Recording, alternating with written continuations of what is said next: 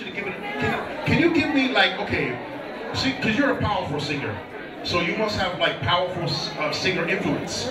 Can you give me a little bit of like somebody, like I don't care which artist. No, okay, name some off. Name some off. Do you know any Patti LaBelle? Yeah. Give me a Patti LaBelle. Give me a Patti. Wow.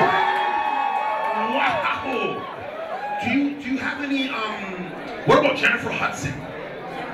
Any Jennifer Hudson? Oh my God. Because she doesn't like being in somebody's spotlight. I don't like living under your spotlight. Yeah, too bright, man, too bright. Just because you think I might Yes, man, move the light. find somebody worthy.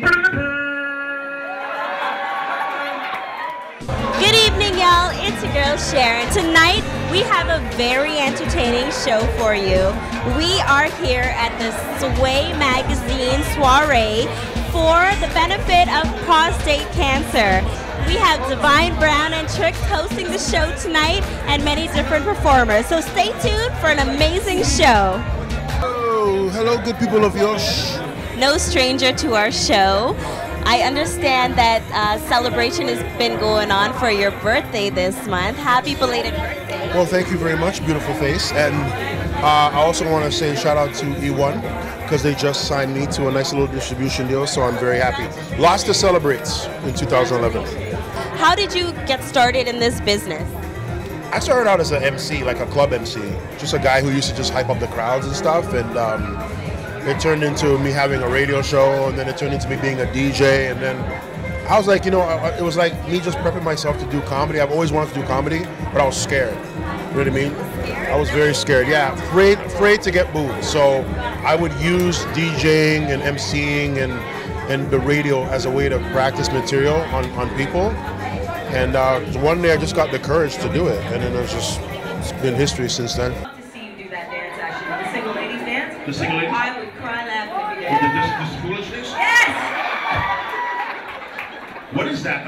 How does that empower you? What is this? That looks like slavery all over again. What is this? What is that?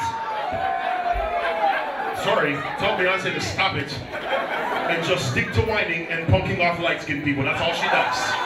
That's all she does. Ask Nicole and ask the former members. Can you tell us a little bit about how you got involved with this and asked to host the show?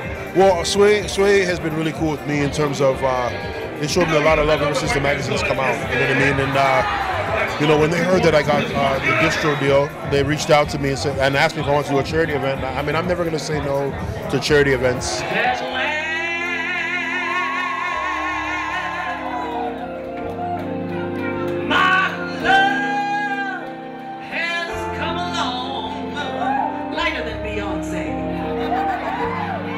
Now we are so honored to be sitting with the original R&B soulful soulstress, Miss Liberty Silver herself. Thank you.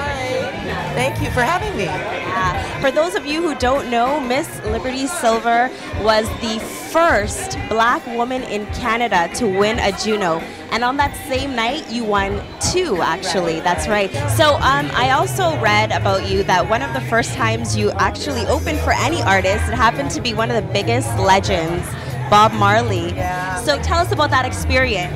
Well, I was 13 years old. I grew up in Peterborough, Ontario, and I came to Toronto to visit my sister in a pool, and I was just singing. Somebody heard me. They said, "You want to go to audition?" I said, "Yes." They said, "You've got the job. Can you leave in 12 hours?" I said, "Yes." We all jumped into the back of a van and drove to Madison Square Gardens, and I opened up for Bob Marley. And after the show, he came up to me and he goes, "You sing good, man." And I said, "I made $100. So I was 13 focusing on $100. But I knew that that's, you know, my parents were probably shaking at home in their boots, but it was just something that I knew I was going to do anyway. And it was just, to me, it was just a part of the journey, and it was the start of the journey. And I knew when I saw the people out there, when I was young, I used to imagine singing to those people in the basement of my house. So I said, "Oh, okay, this is what I saw," you know. So I was manifesting it, I think, in a kind of way. Can we all make some noise? I'm standing beside a Juno Award winner. Huh? Yes. Divine Brown, y'all. We are joined by the soulful diva, Miss Divine Brown. This woman is not only multi-talented. I was reading that you did most of the writing it and producing, and I was very impressed by that. Because You know what? A lot of the production on for me on this particular record is more like at the end, so it's more from an executive production standpoint. From a songwriting standpoint, I've always written my songs, you know what I mean? Like, so songwriting makes me helps me to feel very connected to the music. I need to feel connected to the music in order to be able to do it, you know what I mean? I think this next record, there's pop, like the pop reggae, there's like electro dance, there's like, you know, hip hop, R&B, like it's a nice mix of styles and genres. there's this great energy going on in the room, and it shows in everyone. Tell us how you came about to join the Sway benefit for prostate cancer. Well, because they asked me to do the cover for April. It seemed fitting for them to ask me to be a part of this event, and I jumped at the opportunity because, this is a very important cause.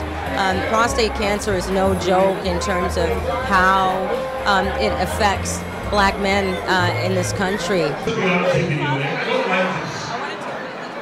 Now the ladies say, yes, look, I agree completely. A lot of you guys out there need to go get this. Is very important because they can treat you and you can find early signs that may save your life. So a lot of you guys are back there being very homophobic. No, I'm not going to touch me. I'm not going to touch me. Stop that. That is foolishness. You are rapping with your own life. This is not the time to be homophobic and pretending to be bravado. Stop it. You really need to really pay attention and know what you're putting in your body, what you're breathing in.